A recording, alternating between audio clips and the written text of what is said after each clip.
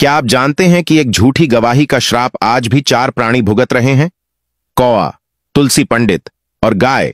यह कहानी सिर्फ श्राप की नहीं, बल्कि सत्य, धर्म और न्याय की है, जिसमें माता सीता ने खुद राजा दशरथ का पिंडदान किया और 4 गवाहों ने झूठ बोलकर उनके क्रोध को आमंत्रित किया। लेकिन इन झूठी गवाहियों की सजा इतनी भयानक थी कि उसका असर आज भी हमारे जीवन में दिखाई देता है। जानिए, कौन थे वो 4 प्राणी और क्यों माता सीता ने उन्हें ऐसा श्राप दिया जो उनकी नियति बदल गया। कहानी में बने रहें, क्योंकि जो आप जानने वाले हैं वो आपके रोंगटे खड़े कर देगा। कहानी झूठी गवाही और माता सीता का श्राप। दोस्तों, वनवास के दौरान श्री राम, माता सीता और लक्ष्मण अयोध्या से दूर दंडकारण्य के घने जंगलों में पहुंच गए। रास्ते में उन्हें कई ऋषि मुनियों का मार्गदर्शन मिला, जिन्होंने उन्हें धर्म, सत्य और कर्तव्य की शिक्षा दी। माता सीता ने श्री राम से पूछा, प्रभु, क्या यह सत्य है कि सत्य की शक्ति से असत्य का विनाश हो सकता है? श्री राम ने उत्तर दिया, हे प्रिय, सत्य ही धर्म का मूल है, लेकिन सत्य के मार्ग पर चलना आसान नहीं। सत्य की राह पर अनेक परीक्षाएं होती हैं। अयोध्या में राजा दशरथ पुत्र वियोग में मृत्यु को प्राप्त हुए। यह समाचार वन में श्री राम को पहुंचा। लक्ष्मण के हाथों पत्र देखकर श्री राम गहरे शोक में डूब गए।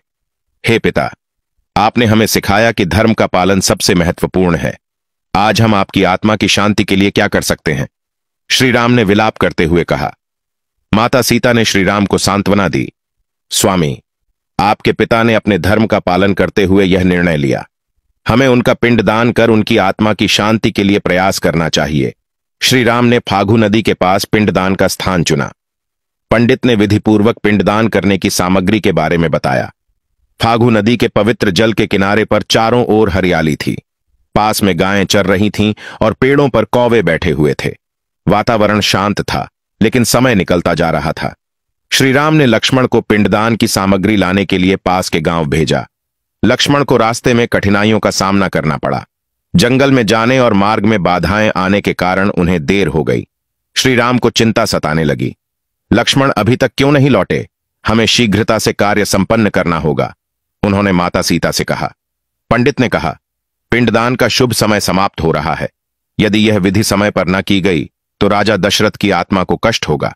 माता सीता ने कहा, स्वामी अवश्य लौटेंगे, थोड़ा धैर्य रखें। जब श्री राम और लक्ष्मण समय पर नहीं लौटे तो माता सीता ने स्वयं पिंडदान करने का निर्णय लिया। उन्होंने फागु नदी से जल और मिट्टी लेकर पिंड बनाया और राजा दशरथ की आत्मा की शांति के लिए प्रार्थना की। पिंडदान के दौरान उन्होंने पंडित, गाय, कौवे और फागु नदी को साक्षी बनाया। श्री राम और लक्ष्मण लौटे और पिंडदान की स्थिति पूछी। माता सीता ने बताया, मैंने विधिपूर्वक पिताजी का पिंडदान कर दिया है। इसका साक्षी पंडित, गाय, कौवा और फागु नदी हैं। श्री राम ने सभी साक्षियों से माता सीता की बात की पुष्टि करनी चाहिए। पंडित को पूछा तो पंडित ने कहा, प्रभु, मैंने कुछ नहीं देखा कि कब कब माता सीता ने पिंडदान किया। माता सीता उदास हुई। फिर माता सीता ने गाय से कहा कि गाय माता, आप बताइए, क्या आपने मुझे पिंडदान करते नहीं देखा? गाय ने भी कहा, मुझे कुछ याद नहीं। फिर कौवा को पूछा, तब कौवे ने कहा, मैं वहां नहीं था। फिर माता सीता ने फागु नदी से पूछा। फागु नदी ने कहा, मैं गवाही नहीं दे सकती। चारों की झूठी गवाही सुनकर माता सीता को अत्यंत क्रोध आया। उन्होंने निर्णय लिया कि झूठ बोलने की सजा तुम्हें अवश्य मिलनी चाहिए। तुमने झूठ बोलकर अधर्म का साथ दिया। सबसे पहले कौवा को श्राप दिया। तुम्हें श्राप है कि तुम कभी स्वाभाविक मृत्यु नहीं पाओगे। तुम्हारा पेट केवल झुंड में खाने पर ही भरेगा, अकेले रहने पर तुम भूखे रहोगे। फिर गाय माता को दिया कि तुम्हें पूजा जाएगा, लेकिन तुम्हें दूसरों की जूठन खानी पड़ेगी। फिर माता पिता ने ब्राह्मण को श्राप दिया कि तुम्हारा सम्मान होगा, परंतु तुम्हारी स्थिति दयनीय रहेगी। तुम्हें हर समय दान मिलेगा, लेकिन तुम्हें कभी तृप्ति नहीं मिलेगी। तुम्हारा जीवन सदा कष्ट में बीतेगा। फिर माता पिता ने फागु नदी को दिया, तुम नदी होकर भी सूखी रहोगी। तुम्हारा जल केवल विशेष समय में बह सकेगा। तुम मानव कल्याण में बाधक रहोगी। तभी माता सीता को शांत करते हुए श्री राम ने कहा, हे प्रिय, तुमने धर्म का पालन किया है, लेकिन करुणा भी धर्म का एक अंग है। श्रापों को संतुलित रखना चाहिए। कई वर्षों बाद कलयुग में भी ये चारों प्राणी अपने अपने श्राप को भोग रहे हैं। कौवा झुंड में खाता है और स्वाभाविक मृत्यु से वंचित है। गाय भी पूजनीय है, लेकिन उसे दूसरों की जूठन खानी पड़ती है। पंडित को भी धन और दान तो मिलता है, लेकिन वह कष्ट से मुक्त नहीं। फागु नदी भी सूखी रहती है और केवल विशेष समय पर जल उपलब्ध होता है। यह कथा सत्य, धर्म और करुणा का महत्व सिखाती है। झूठ बोलने का परिणाम हमेशा दुखद होता है। सत्य का पालन करने से ही जीवन धन्य होता है।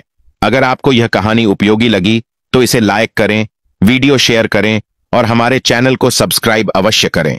दोस्तों, अगली बार फिर मिलेंगे एक नई कहानी के साथ। और हां, कमेंट बॉक्स में जय श्री कृष्ण जरूर लिखें।